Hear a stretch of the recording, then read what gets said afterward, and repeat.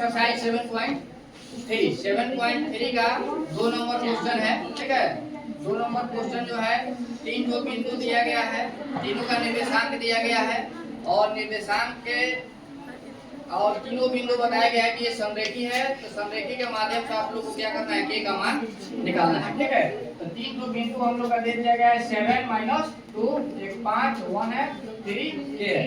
तो हम जानते हैं जब तीनों बिंदु संरेखी होगा तो त्रिभुज के क्षेत्रफल बराबर 0 करेंगे, उसके बाद के का मान हम लोग क्या करेंगे, निकालेंगे। ठीक है, और हल में लिख रहा है कि दिया गया है कि x1 का मान हो जाएगा कितना 7, y1 का मान -2, x2 का मान 5, y2 का मान 1, x3 का मान 3, y3 का मान।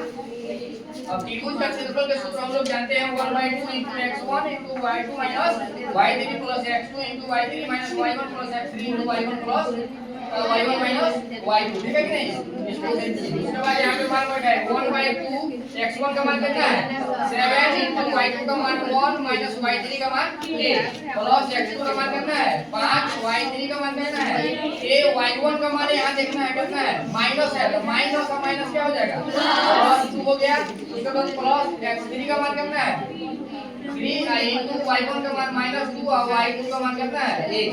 ठीक है, और करेंगे 1/2 × 7 माइनस 7 में 1 से गुणा करेंगे 7 हो जाएगा, माइनस 7 में के से कितना हो जाएगा 7 के प्लस आता प्लस 5 में के से 5 के प्लस 5 गुना 10 और प्लस 3 गुना है -2 -1 है तो -3 हो जाएगा। उसके बाद फिर 1/2 × 7 का 7 माइनस 7 के प्लस 5 के प्लस 10 माइनस और प्लस कितना हो जाएगा -9 और 1/2 आज 7 के माइनस में है प्लस में 5 के घटेगा तो कितना हो जाएगा -2 के 7 और 10 17 17 में से 9 गया कितना हो जाएगा 8। ठीक है, और 1/2 गुने इसमें से 2 कॉमन ले लेंगे तो कितना हो जाएगा माइनस के यहाँ प्लस 2 चौका 8। उसके बाद 2 से 2 कट गया तो माइनस के प्लस कितना बच गया 2। अब हम जानते हैं कि संरेखी होने के लिए त्रिभुज का क्षेत्रफल बराबर कितना होता है 0।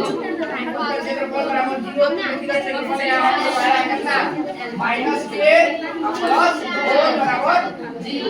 तो माइनस के बराबर इधर जाएगा तो -4 हो जाएगा, माइनस से माइनस कट गया, ये का मान कितना आ गया 4।